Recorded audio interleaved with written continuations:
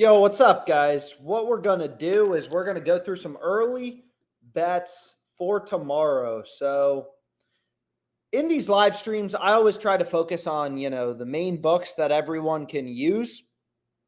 And you can see there's some pretty good plays out there. There's actually there are a ton of bets on Fliff right now. So, some of these plays I've already locked in. Like you can see, I got West Virginia. Where is it? West Virginia, WVU, -2.5 right here at -120. Still available. I mean, this play looks crazy good. Lines have been moving towards WVU, towards West Virginia. I mean, Fliff hanging -120, all these other books -150. But maybe we start out on Underdog Fantasy and PrizePicks. Just kind of look at some of the main books. And Underdog Fantasy, I mean, we had a pretty crappy day. We had one rushing attempt. I mean, just two for three. Just not, a lot of 2 for 3s today on Underdog Fantasy, which is just how it goes sometimes. But there's some good bets for tomorrow, so we might as well start getting into it. So we'll start out with Merrill Kelly. So we got the second game of the Philly series tomorrow. And again, Underdog Fantasy is and then you also got to play on Aaron Nola. So again, the way that Underdog Fantasy works, the reason this platform is pretty interesting is they have fixed payouts. Any 2 picks you select, you get a 3x payout. Any 3 picks you select, you're getting a 6x payout. Any 3 picks, right? You take this guy's over, under, whatever, you're getting a 6x payout. So basically, like when you go through the math behind Underdog, I got a little spreadsheet that breaks down the math behind Underdog Fantasy. What you're going to see is to be profitable playing these 3-pick entries, if you just run through a 6x payout, all you got to do is win 55% of your over-unders, right? So if you can win these bets, just like Merrill Kelly, over under 13.5 outs, if you can get these plays correctly, above 55% of the time, 57% of the time, your ROI is going to be 11%. So that's not easy to do, right? Like you need a real edge. We're trying to win at least 55% of our picks, which means only losing 45% of our picks, right? Winning 55% means we're only losing 45. So we need a real advantage on these platforms. So the way you do that pretty easily is, we just kind of look at the sports books. So you can see here like Caesars, you can look at all these different bookmakers. You're going to see all the sports books. Pinnacle right here. Pinnacle is known to be one of the smartest, one of the sharpest sports books out there. They all have Merrill Kelly, heavily favored to go over 13.5 outs. So that's a pick winning above 55% of the time. We know the over is more likely to hit than the under, right? The over is heavily favored on all these sports books, So just like if we go here, where's the MLB? So the Phillies looking real good. The Rangers looking real good. As you can see, the Phillies are favored tomorrow. They're -165 favorites to win the game. So they're favored to win the game. And you can also see Aaron Nola, he's favored to go over in total outs, right? He's a -152 favorite. Merrill Kelly's a -164 favorite. So both these players are projected to go over 15.5, over 13.5. So these are both really good picks on Underdog Fantasy. So we can lock them in. So we got Aaron Nola, and then we got Merrill Kelly. So the value's not in strikeouts. I obviously follow a very data-driven approach, and you can see right now there's some pretty dang good bets on Caesars and in MLB player outs. But again, we want to find 3 picks. When you're betting on Fliff, you ideally want to play these 3-pick entries. Again, like they have pretty good payouts for these 3-pick entries. You think about like PrizePicks. PrizePicks only gives you a 5x payout, for 3-pick entries. Underdog Fantasy, they're giving us a 6x payout, which is obviously better. So, generally, I'm playing 3-pick entries on Underdog, and, sometimes that bites you in the ass, like today when we just go freaking 2 for 3 on everything. But hey, that's just how it goes sometimes. Like the luck will swing our way other times. So we can go back here. And why don't we go here to Underdog Fantasy, and let's just see what they got right here, kind of on the fantasy optimizer. So you can see this tool right here. very similar to the positive EV tool. It's just going to point out value on Underdog Fantasy. All the sports books have Merrill Kelly, Aaron Nola, heavily favored to go over their outs line. So those are picks, winning above 55% of the time that are profitable in an underdog entry. But we want to find, one more pick that we can go with. So we'll go back here. We can just reload it, kind of see what's out there. So, let's take a look. What else do you got for us? We got some different options that we can go with.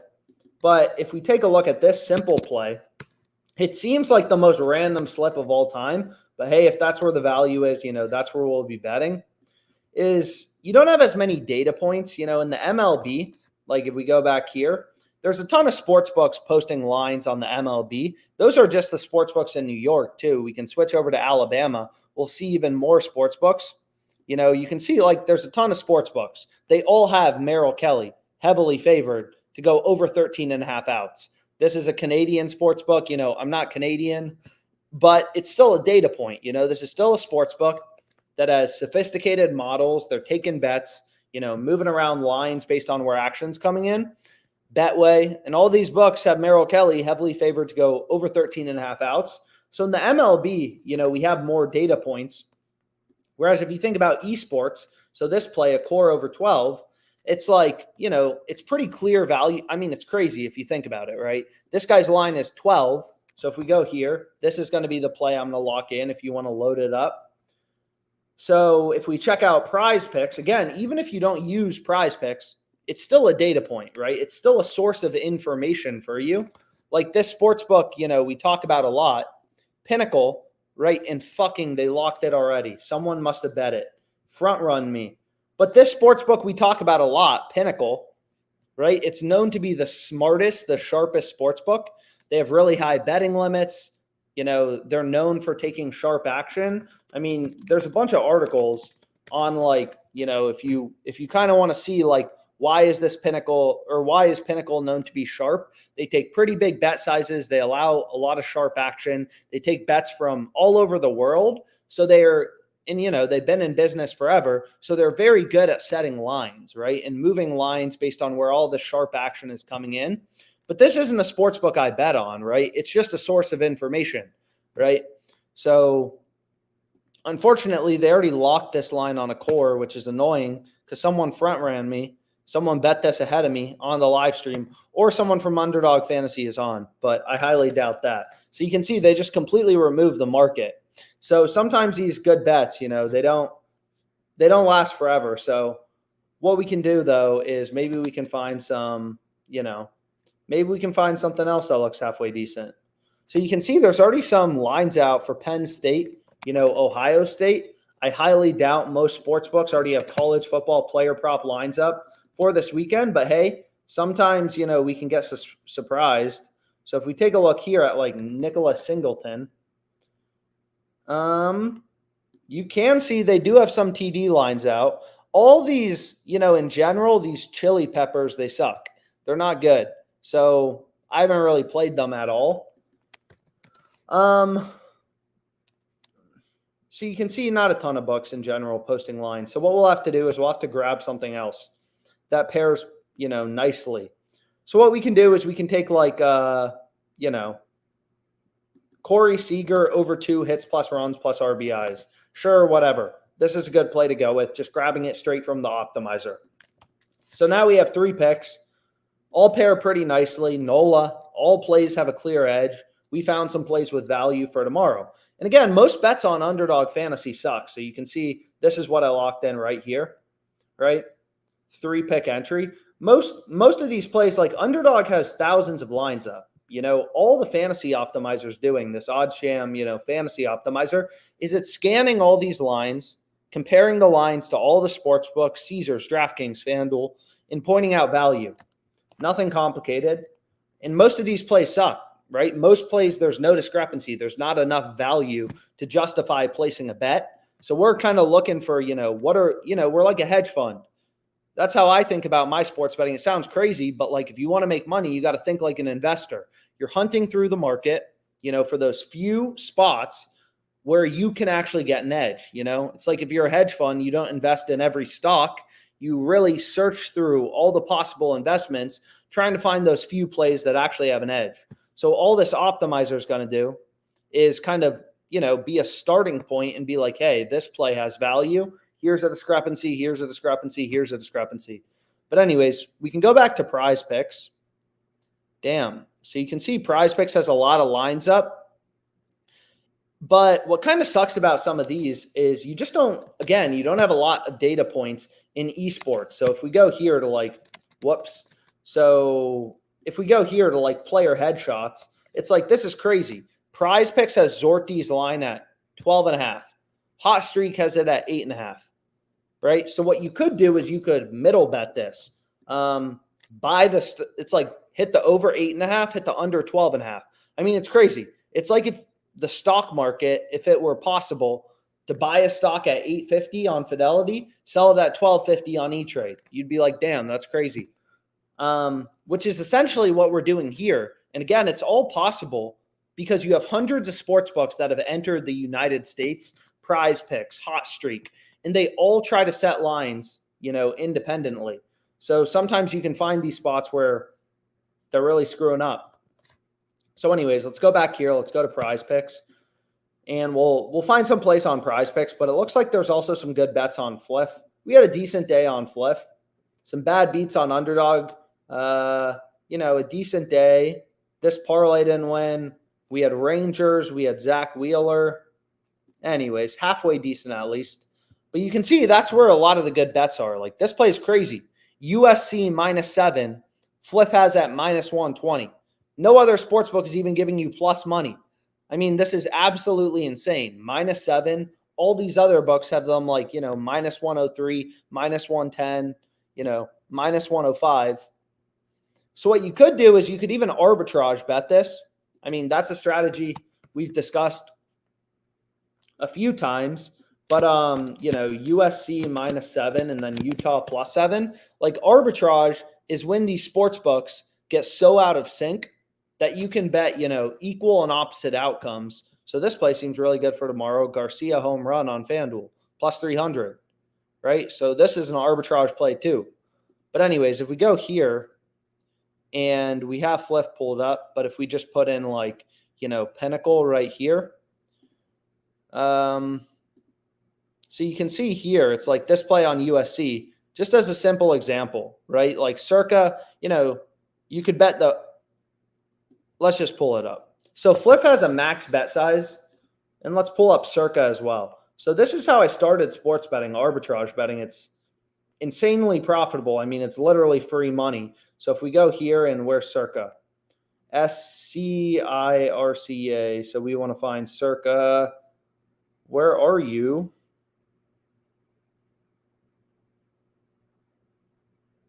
So anyways, I'm not even sure. But regardless, you can see here, it's like, okay, USC -7 is +120 on Fliff. Circa has Utah +7 at -110. So Fliff has a max bet size of $250. You can see I already locked in this play on USC somewhere. So I'm already on this. I think, I have it in this parlay where my first leg won. I gave this out, I think, on Twitter. The under for tonight, and then we have USC -7 and Missouri -6.5.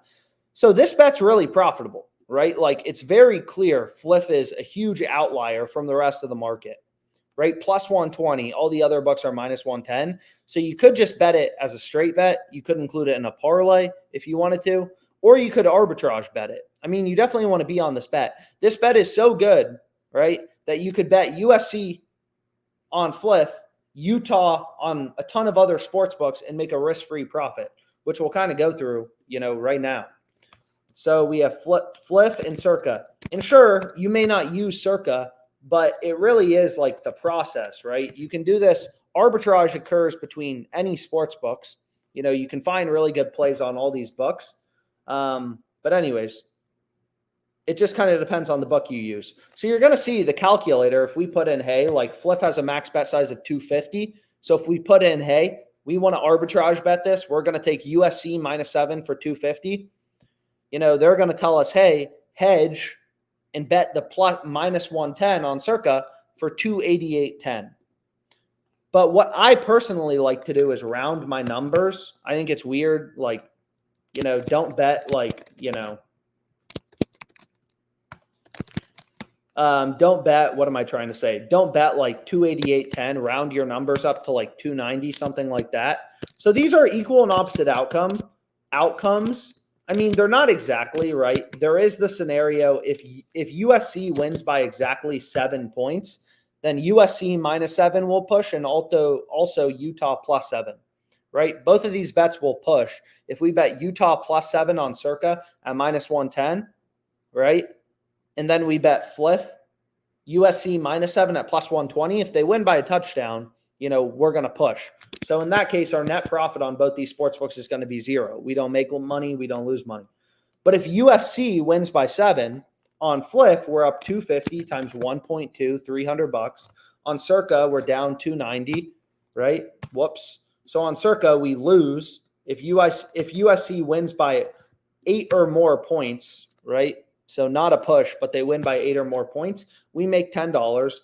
On the other hand, if Utah +7 wins, we lose 250 on Fliff. On Circa, we're up 290 times 100 over 110. We bet 290 at -110 odds. We're up $264. We make 14, 10, or 0. We make money no matter what.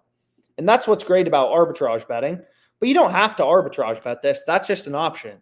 This bet is so profitable that you could hedge with another sports book, arbitrage betting, right? And we have some tutorial videos about arbitrage betting as well. I kind of recommend checking out. But this bet is so good that you could hedge it on a different sports book and guarantee yourself a risk-free profit. But you can see I just included it in a parlay. I think literally all these plays I'm already on.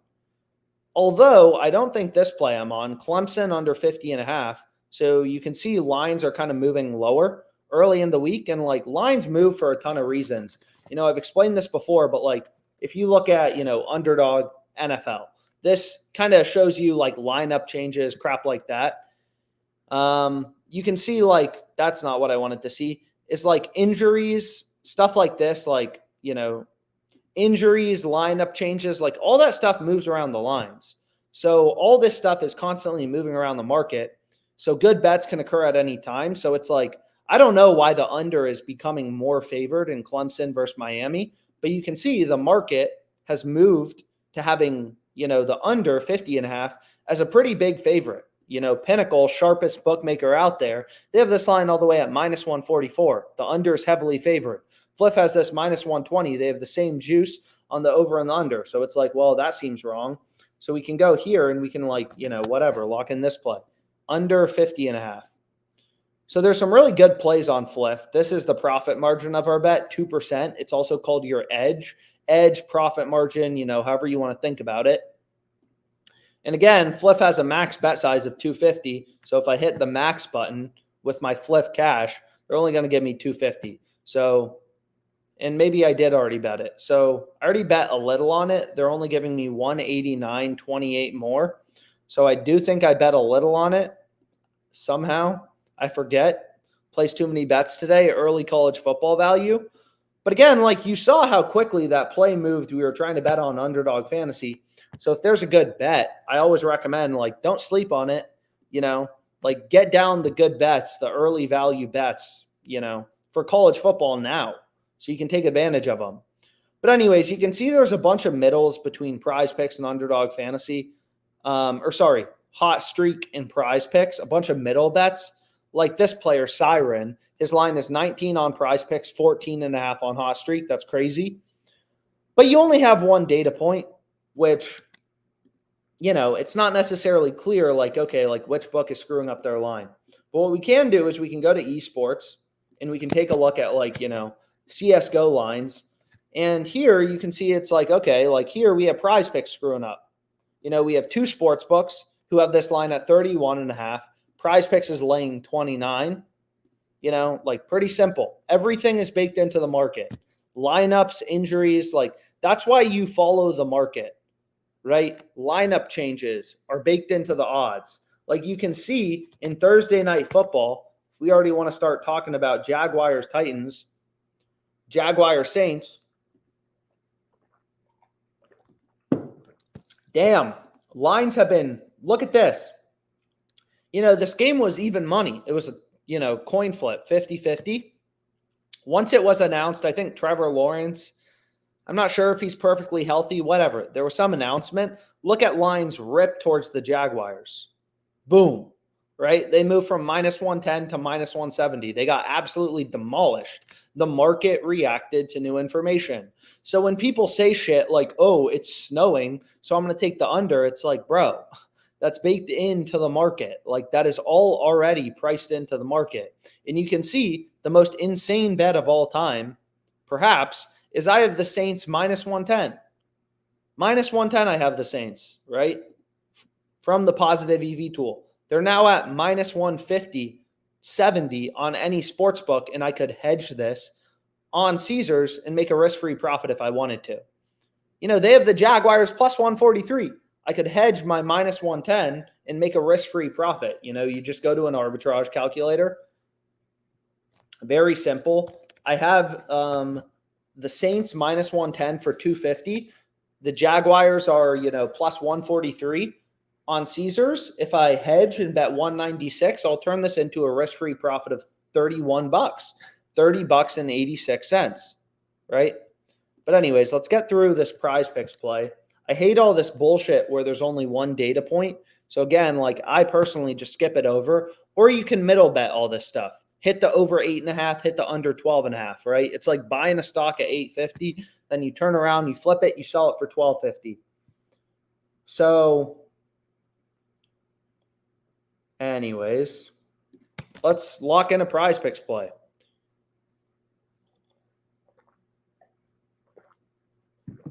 So it would be great if more books started to post, esports lines. That would be amazing, because then we'd have more data points, right? Data is information, is power as a sports bettor. It sounds stupid, but when I was, when I placed this bet on the Saints -110, and every other sports book has them, if we just pull up the odds jam odds screen. So this betting tool is called the sportsbook screen. Sportsbook screen. As you can see, every book has them, -150-ish. And there's hundreds of sports books that have the line at -150. PointsBet has slightly different odds from state to state, but whatever. You get the point. Same with Betway. All these books have the Saints -150, -160. So it's, you have really high confidence that getting -110 is absolutely insane, because it is. It's absolutely insane. So anyways, let's go back here and let's find some PrizePicks plays. So you can see it's recommending some NHL bets. So we can go here. We can go to Krill over 3.5 and then Tage Thompson under. So again, PrizePicks is very similar to Underdog Fantasy, the way this platform works, right? They have fixed payouts. You take the over, you take the under, you get the same payout. On PrizePicks, they kind of screw you. They only give you a 5x payout for 3-pick entries. Underdog Fantasy is 6x. So you don't want to play 3-pick entries. You want to go with the 5-pick flex plays. Those are mathematically optimal. But the strategy for beating PrizePicks, it's not super complicated. It's just we want to find spots where sportsbooks have an over or an under heavily favored. So, for example, if we look at Tage Thompson in the Sabres game. So if we head over to the Sabres game and we just kind of take a look at this guy, right? And then we go to player props and then you go to player shots. You're going to see Thompson, he's heavily favored on all the sports books to go under. So just follow the data. I mean, this is nothing complicated here. All the books are saying, hey, he's a lot more likely to go under, right? So PrizePicks gives us, they moved that. So PrizePicks gives us the same payout if we take the over or the under, right? So if all the sports books have the under favored, that's the play we want to be on. That's the play. If you go through the math behind PrizePicks, you have to win these over-unders, 54.25% of the time or more to be profitable, which isn't easy, right? PrizePicks' business model is assuming you don't have an edge. If you don't have an edge, you don't have an advantage, your picks suck, you're going to win these over-unders 50% of the time, You're going to be 50% to win, 50% to lose. That's having no advantage. It's like flipping a coin. 50% heads, 50% tails. If you don't have an edge, no advantage on PrizePicks, you're going to win your picks 50% of the time. Like my grandma could win 50% of her picks on PrizePicks, right? Over or under. The player always goes over or under. So winning 50% isn't particularly hard. But anyways, so we can take like Atkinson under 2.5. Again, I try to be careful including things in the same game. You don't really want to as much. So we can see like college football.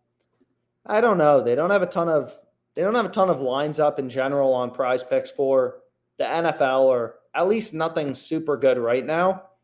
But what we can do is we can maybe find some. So it looks like the board overall is pretty dry. So like Tage Thompson, we're taking him to go under. So I don't want to take, a player from the Lightning to go under as well. So what I can do is we can actually filter for League of Legends, and maybe we can find some plays with like, positive correlation, something like that. So when you're betting on esports, ideally you can find players on the same team to go the same direction. So as a simple example, like if we're betting on the NFL, right? Like again, PrizePicks is going to give us the same payout. If we want to take like Derek Carr over, well, it would make sense to take Michael Thomas over in, receiving yards. Like this is his quarterback. If Derek Carr goes over, Thomas is more likely to go over as well. It would make no sense to take Derek Carr over and Michael Thomas under, because you're getting the same payout. Like obviously if Derek Carr has a great game, throws for 300 yards, Michael Thomas is more likely to go over his receiving yards line. Like that's one of his main receivers. So the way it works in esports is, kind of similar, is players on the same team. So here we have FBI, some of these names are just so, random, but,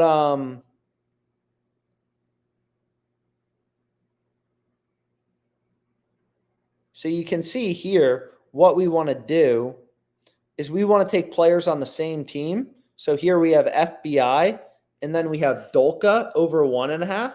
Is these plays would be positively correlated. So if you go through the esports historical data, I mean, you can see these insights for yourself. But basically, players on the same team in esports, in League of Legends, you want to take them both to go over or both to go under if they're on the same team. And on Underdog Fantasy, you don't have this advantage, right? So what I mean by that is like if you go to Underdog, right? If you try to bet any esports players on the same team, so like for example, if we do this, you're going to see they say, hey, let's just do this. If we try to submit this entry, you'll see they won't let me. What do you mean it's locked? So if we refresh this, right, if we go back to esports, so let's just do this real quick, is you're going to see they're not going to let you take players on the same team, right? They don't let you. They block it. They don't even let me bet it because of this correlation. So Underdog Fantasy is a little smarter to it. PrizePicks, this is still, an advantage we can get. So I want to get rid of this Michael Thomas play, obviously. So here we have a beautiful little 5-pick entry. Again, PrizePicks, I beat them up too bad. Not every bet's going to win. They're only going to give me a $25 max bet size. Underdog gives me $100. But here you can see I lock in this nice little 5-pick flex play. So that's great. So we can go back here, to the EV tool. We locked in this play on PrizePicks. All these plays seem solid. 3 NHL, 2 League of Legends. We locked in this play on, MLB. Tuesday and then Wednesday, a little 3-pick entry. And then we can go back here. I mean, it seems like we overall cleared out a lot of the value on PrizePicks and Underdog. This I already bet, this I already bet, this I already bet, this I already bet, this I already bet. All this shit I've already bet. So I'm starting to get to the point where it's like, damn, I've taken all these plays with value. Like I say this a lot, like when you just follow the data never lies long term. The hard part is just getting down the action, right? Fliff has a max bet size of 250. I already bet Minnesota plus 5.5 at minus 120. This bet is no longer, like, I can't bet more on it. I think it's extremely good, but I'm not able to bet more on it. Ravens minus 2.5, already bet that shit right here. Ravens minus 2.5. So a lot of this stuff, it's like, damn, I already bet it. So I'm not going to be able to include it again. Tulsa minus 2.5. It's crazy, though, like how many of these plays are still available. So like here, you can see Fliff has, here's a new play in the Patriots game. Patriots, Bills. If you go here, we want the under 42.5 at minus 110. So again, this is a good play with an edge. Pinnacle, sharpest bookmaker out there, has this all the way down at minus 128 odds, right? So it's like all these other books have it, minus 125-ish. So it's like, okay, like that seems pretty solid. So what we could do is we can, build a little parlay, or you could play it as a straight bet. It's kind of up to you. It doesn't matter, right? If a play is profitable, it's going to be profitable in a parlay.